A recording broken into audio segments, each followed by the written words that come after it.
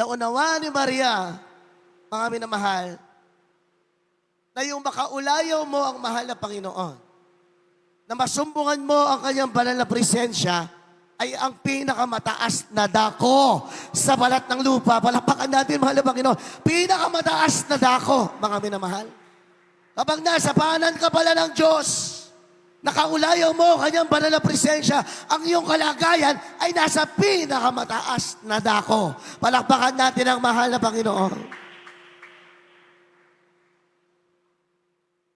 Parang kung iisipin mo literally, habang ang mahal na Panginoon ay kausap mo, nakikipag-ugnayan ka, nasa isa kang pinakamataas na lugar na kung saan walang pwede ang gumalaw sa iyo. Everybody say, Amen!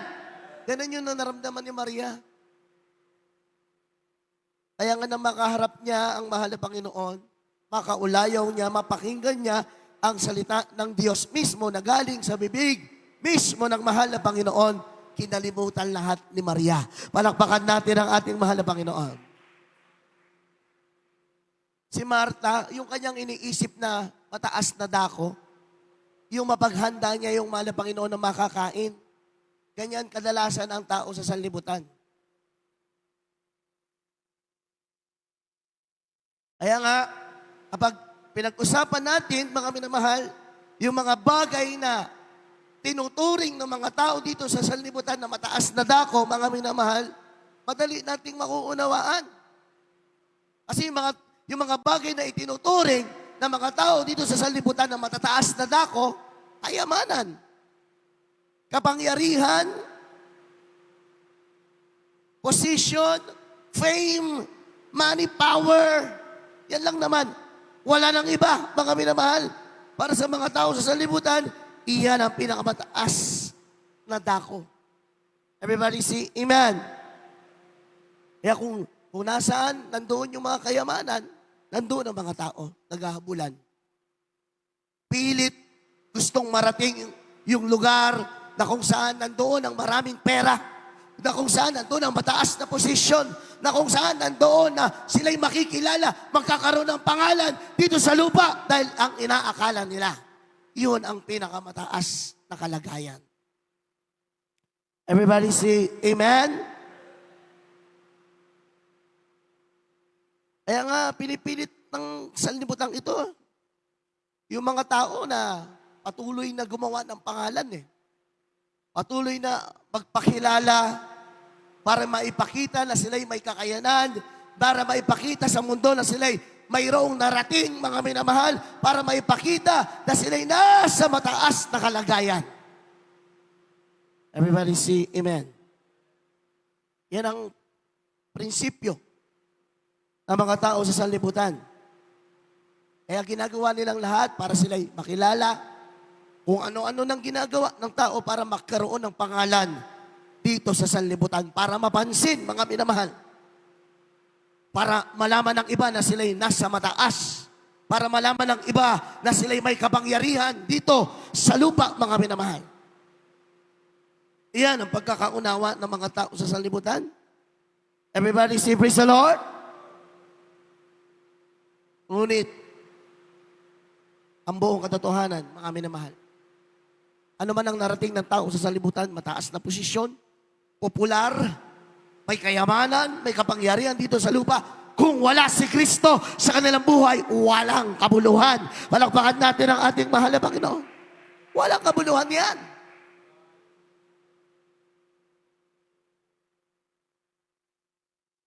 Dahil kahit marating ng tao, ang pinakamataas na kalagayan dito sa lupa, at hindi niya narating yung pinakamataas na kalagayan sa espiritual, which is ang presensya ng Diyos, baliwala, mga minamahal. Everybody say, Amen. Buhay na palakpak para sa ating mahal na Panginoon. Feeling empty pa rin yan sila. Kahit nag-uumapaw ng kayamanan, feeling empty sila. Dahil walang ibang makapag-satisfy sa puso ng tao kundi ang presensya ng Diyos. Lamang, mga minamahal. Kaya masasabi natin, napakapalad natin. sa lahat ng pinagpala, tayo'y napakapalad, mga minamahal. Everybody say amen? Ano bang meron sa tuwing nasa paanan tayo ng Diyos? At tulad ng ginawa ni Maria. Habang ang mahal na Panginoon nandoon, habang ang presensya ng Diyos naroon, habang salita ng Diyos ay naroon, si Maria ay umupo sa paanan ng ating mahal na Panginoon. Pinili niyang makinig. Mga minamahal. So ano ang meron, mga minamahal? Sa tuwing tayo'y nasa paanan ng Diyos, at sa tuwing tayo'y nakikipag-ulayaw sa banal na presensya ng Diyos, tayo ay dinadala ng mahal na Panginoon sa pinakamataas na dako. Everybody say, amen? Di man natin nakikita yan. Pero sa spiritual na kalagayan, sa tuwing tayo'y nasa paanan ng Diyos, na sa tingin mo parang kung sa patingin ng mga tao sa sanlibutan ay parang nagpapakababa tayo, pero ang buong katotohanan, tayo'y nasa mataas na kalagayan. Palakpakan natin ng malakas ang mahal na Panginoon. Kaya nga sabi ng mahal na Panginoon kay Maria, pinili mo yung magaling na bahagi na hindi aalisin sa iyo. Ano yung hindi aalisin kay Maria? Buhay na walang hanggan. Mga minamahal, palakpakan natin ang ating mahal na Panginoon. So, siyempre, kasama na dyan yung God's favor, God's protection, divine provision. Kasi nga, hindi nga aalisin sa Kanya dahil pinili ni Maria yung pinaka-magaling na bahagi. Kaya nga sa Bible, mga minamahal, marami pong magpapatunay sa Biblia na sa tuwing tayo'y nasa paanan ng mahal na Panginoon, tayo ay nasa pinakamataas na dako. Everybody say amen. Lucas 7:38. Pakibasa po muna.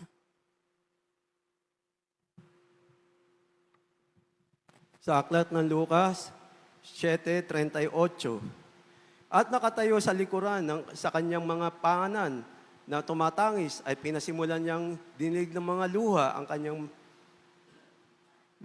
mga paa at ang mga ito'y kinuskus ng buhok ng kanyang ulo at inahagkan ang kanyang mga paa at pinapahiran ng ungwento. Amen. Amen. And stood at his feet behind him weeping and began to wash his feet with tears and did wipe them with the hairs of her head and kissed his feet and anointed them with the ointment. Palakpakan natin ang salita ng Diyos, mga minamahal. Sa tagpong ito, isang babaeng makasalanan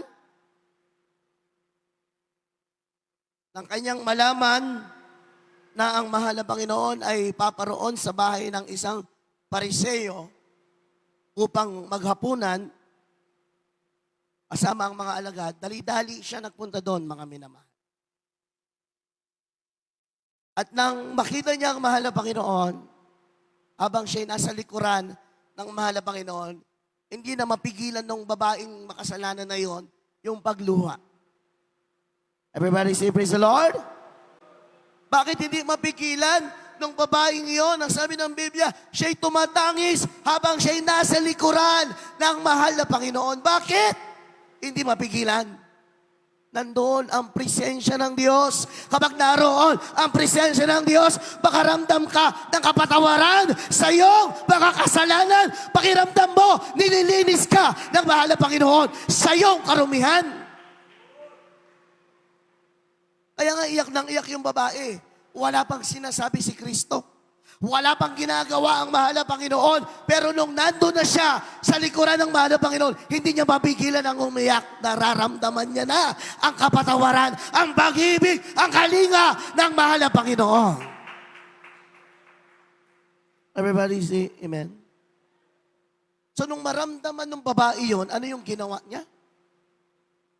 Tinilig niya, hinugasan niya ng kanyang mga luha ang paanan ng Diyos. Ang mga paa ng mahal na Panginoon, hinugasan ng kanyang mga luha. Pag binasa mo ang Biblia at inunawa mo maigi ang Biblia, ang salita ng Diyos, hinugasan ng kanyang mga luha. Ibig sabihin, hindi ito simpleng pagluha lamang na patak-patak. Ito'y pagdaloy ng napakaraming luha sa paanan ng mahal na Panginoon, mga minamahal. Ganun pala. Kapag nakatagpo mo ang presensya ng Diyos, hindi simpleng luha lang ang papatak sa iyong mga mata, kundi luha ng may pagpapasalamat, pagpapakumbaba sa kabutihan ng mahal na Panginoon.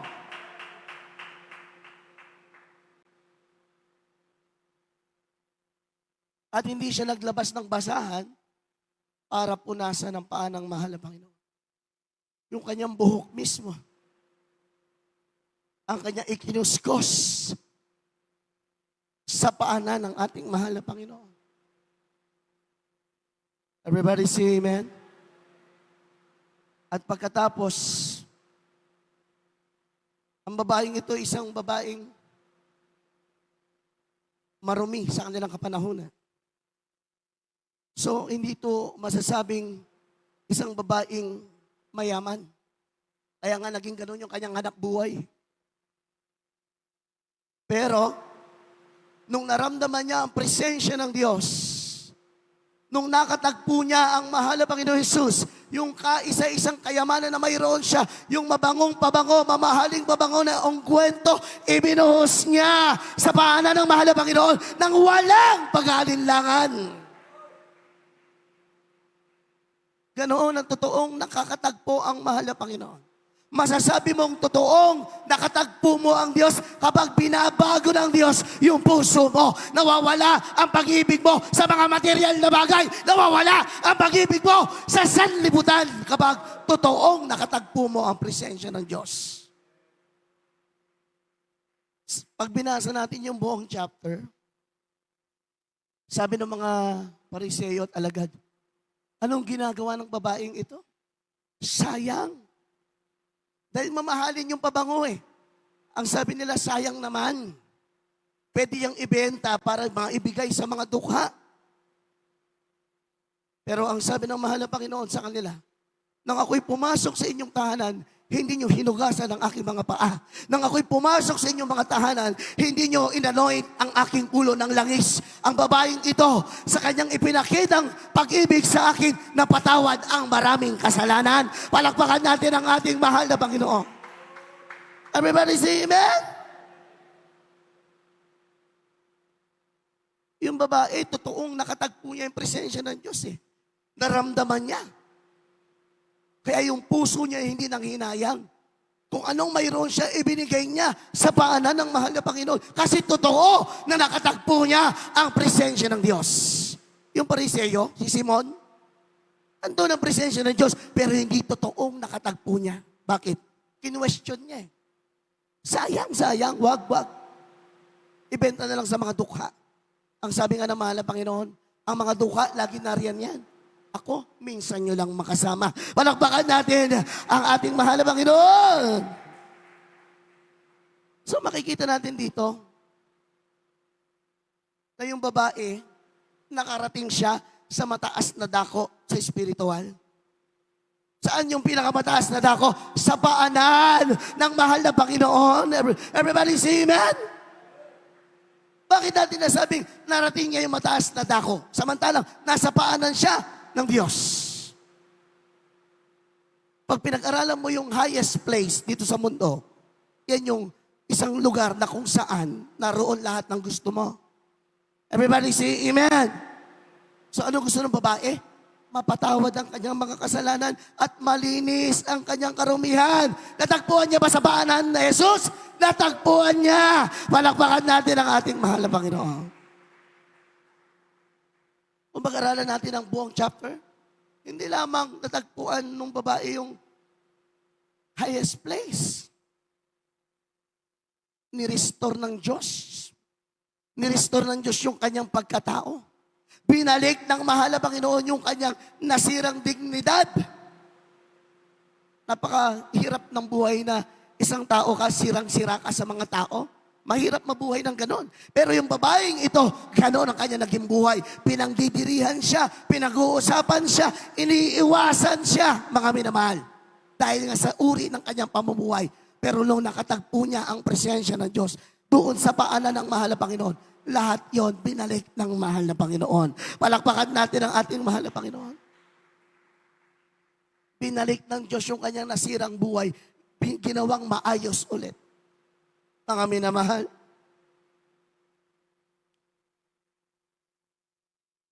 Kaya, hindi ba po ba napakapalad natin, mga minamahal? Dahil tayo, totoong nakasumpong ng pinakamataas na dako. Everybody say, Amen? Tayo ang totoong nakasumpong.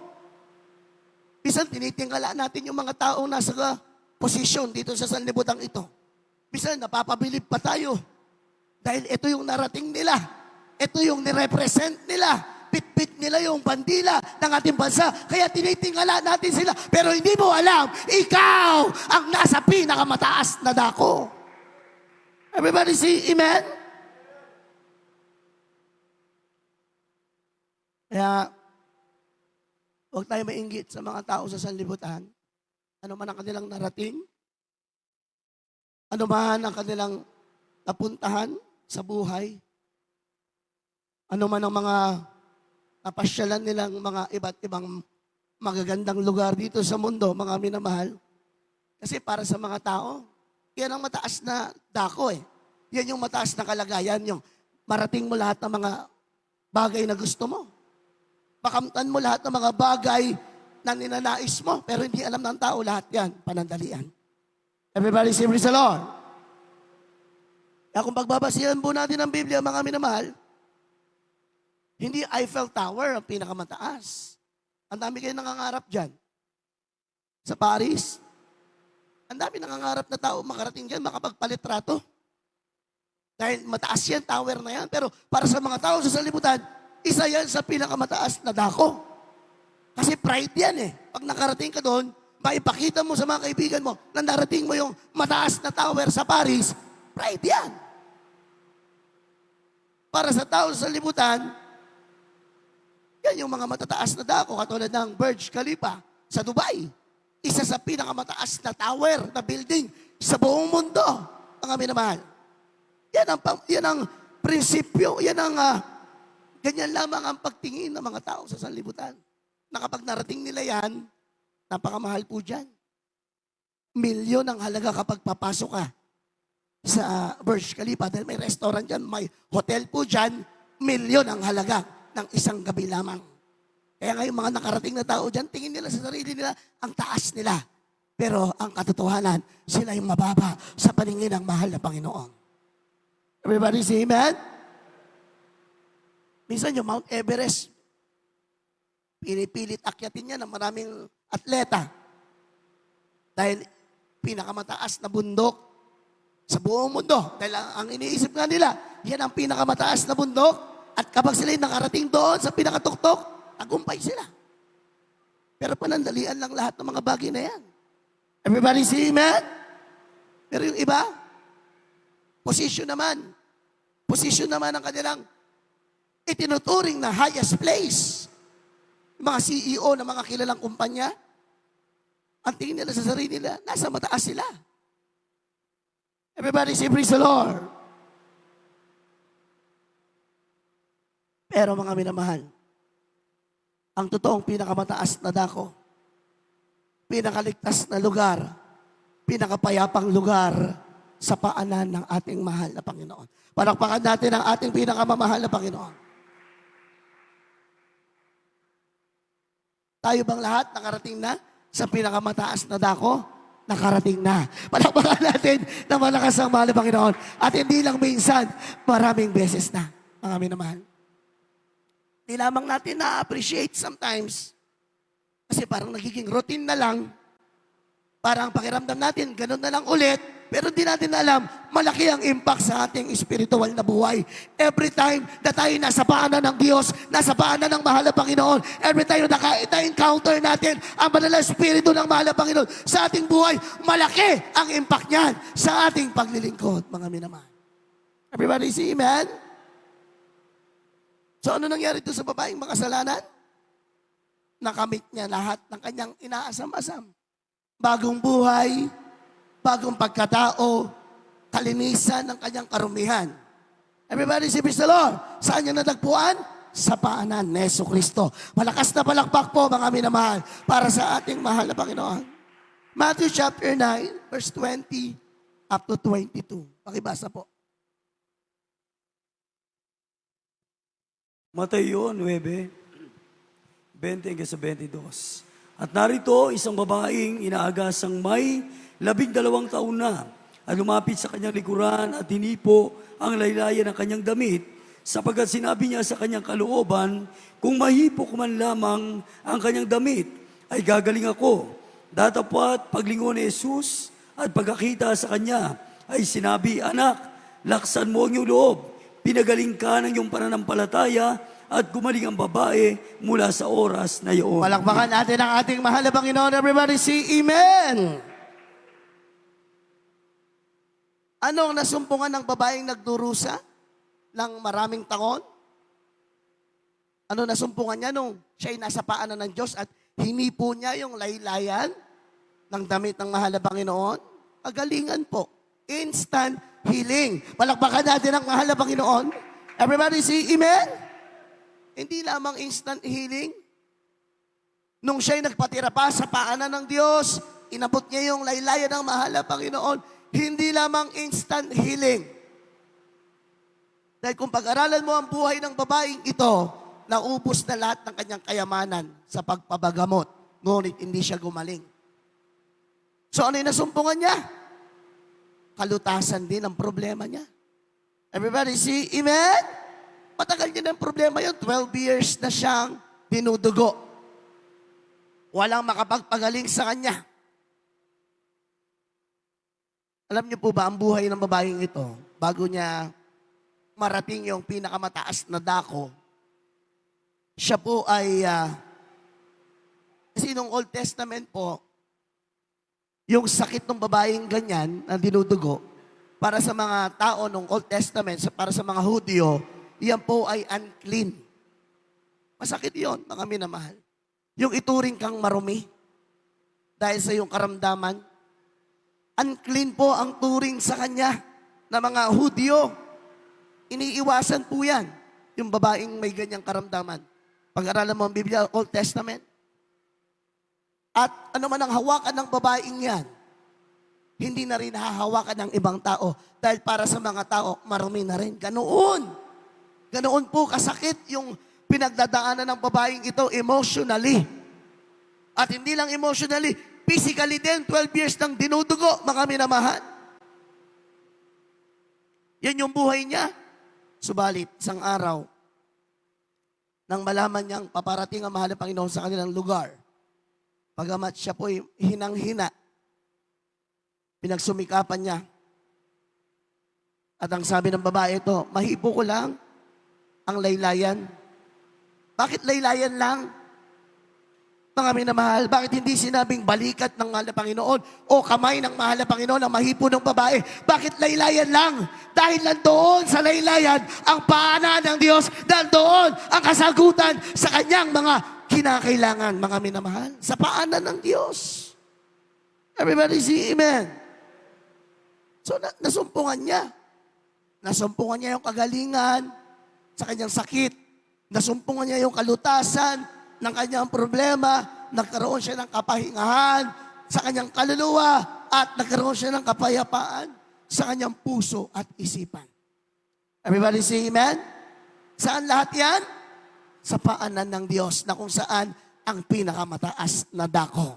Kaya nga, pinakamataas na dako yung paanan ng Diyos dahil nandoon natin nakukuha yung ating mga pangangailangan. Everybody say amen? Buhay na palakpak po para sa ating pinakamamahal na Panginoon.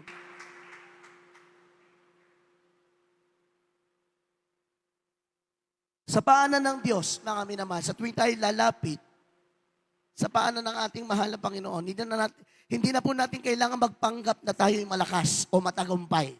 Dahil sa tuwing tayo nasa paanan ng Diyos, totoong pinapalakas tayo ng mahal na Panginoon at totoong pinagtatagumpay tayo ng mahal na Panginoon.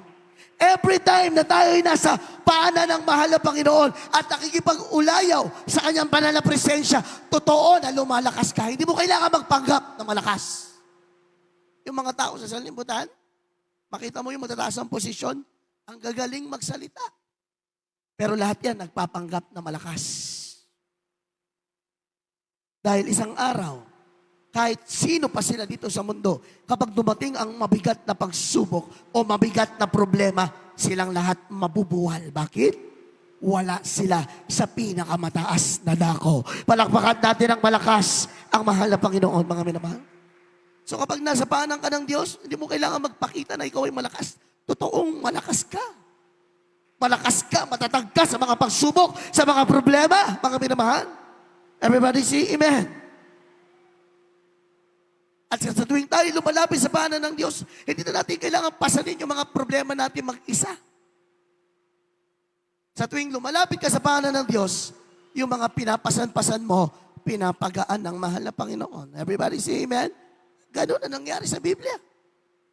Sa mga tagpo, sa mga talata na ating binasa, kinuha ng Diyos sa kanila yung mabigat nilang pasanin. Hindi po yan mababago sa buhay natin ngayon. Sa tuwing tayo ay nandoon sa paanan ng mahal na Panginoon, tayo'y dinadala ng Diyos sa mataas na dako at lahat ng ating mga alalahanin, kinukuha ng Diyos. Palakpakan natin ang ating mahal na Panginoon. Everybody say amen. Last verse, mga minamahal. Maganda na ating mga awit at ating mga manunugtog. John chapter 11, verse 32. Kindly po.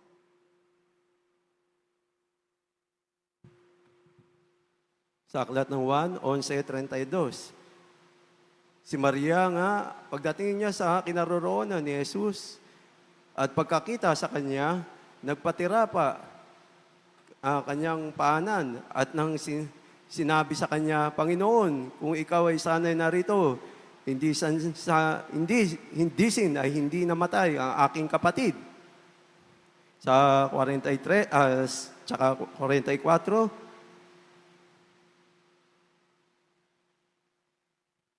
At nang masabi ng gano'n, ay sumigaw siya na malakas na tinig, Lazarus, lumabas ka. At siya'y patay na, lumabas. Nang natatalian ng kanyang mga kamay at paa, ng kanyang mga panglibing, at ang kanyang mga mukha ay nababalot ng isang panyo. Sinabi sa kanya ni Jesus, siya ay inyong kalagan at hayaan ninyo siyang yumaon. Amen. Palakpakan po natin ang ating mahal na Panginoon, mga minamahal. So, si Maria, nung dumating ang mahal na Panginoon sa kanilang lugar, dahil ilang araw nang patay ang kanilang kapatid na si Lazarus, ano yung ginawa ni Maria? Nagpatira pa sa kanyang paanan. Everybody say, praise the Lord. Pagamat na rin yung kanyang panghihinayang, dahil sabi niya, sana kung dumating ka na maaga-aga, edi sana buhay pa yung kapatid ko. Pero bagamat ganoon yung naramdaman ni Maria, siya po ay nagpatira pa sa paanan ng mahal na Panginoon. At that moment, mga minamahal, yung mga oras na iyon, nang si Maria po ay nagpatira pa sa paanan ng mahal na Panginoon, siya'y dinala ng Diyos sa mataas na dako. At nung siya'y nasa mataas na dako, yung kanyang kahilingan ibinigay ng mahal na Panginoon. Pag tayo po ay nasa mataas na dako, miracles happen, mga minamahal. Prayers were answered, mga minamahal. Everybody say, Amen? Wala nang pag-asa yun ilang araw ng patay.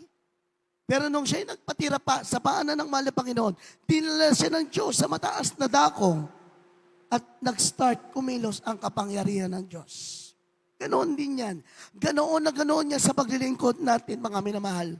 Sa tuwing tayo'y nasa paanan ng mahal na Panginoon, miracles happen. Yung mga panalangin natin, nagkakaroon ng katugunan. Yung mga bagay na wala ng pag-asa, nagkakaroon ng pag-asa. Yung mga sitwasyon na imposible, nagiging posible. Bakit? Dahil ikaw ay nasa pinakamataas na dako na inilagay ka ng Diyos.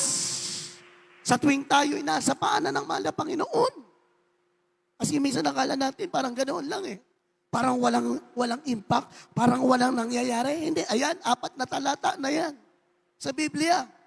Nagpapatunay, nagpapakita na kapag ang isang anak ng Diyos nasa paanan ng mahal na Panginoon, siya'y tinadala ng Diyos sa mataas na dako at siya'y nagiging mataas ng higit sa lahat sa kanyang mga problema. Mas mataas ka sa iyong mga suliranin, mas mataas ka sa iyong karamdaman dahil iniligay ka ng Diyos sa pagtatagumpay. Everybody say amen? Lahat ng binasa natin na talata, lahat sila nagpatira pa sa paanan ng Diyos at mayroong nangyari sa kanilang mabuting mga bagay. Everybody say amen? So napakapalad natin. We can come boldly to the presence of God. Come as who you are.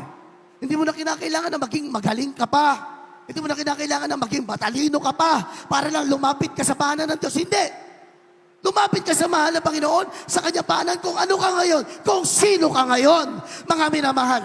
At asahan mo, kung ano ang ipinakita ng mahal na Panginoon sa mga naunang naglingkod sa Kanya, ganoon din ang ipapakita ng Diyos sa buhay mo. Everybody say amen? May problema ka? May karamdaman ka? Magpatira pa ka sa paanan ng mahal na Panginoon. Bakit? May sagot ba? Mayroon. Nabasa natin. Ilang beses nating nabasa sa Biblia. Lahat ng nagpatira pa sa paanan ng Diyos, nakasumpong ng biyaya. Palakpakan natin ang mahal na Panginoon. Habang tayo umaawit po, mga minamahal, wala na po tayong oras. Purihin ang ating pinakamamahal na Panginoon. Pagbulay-bulayan po natin yung mga talatang ating nabasa, ating napag-aralan. Nasa harapan na natin yung sagot sa ating mga problema. Nasa harapan na natin yung solusyon sa ating mga problema. Sa paanan ng Diyos, mga minamahal, wala nang iba. Hallelujah. Praise the Lord.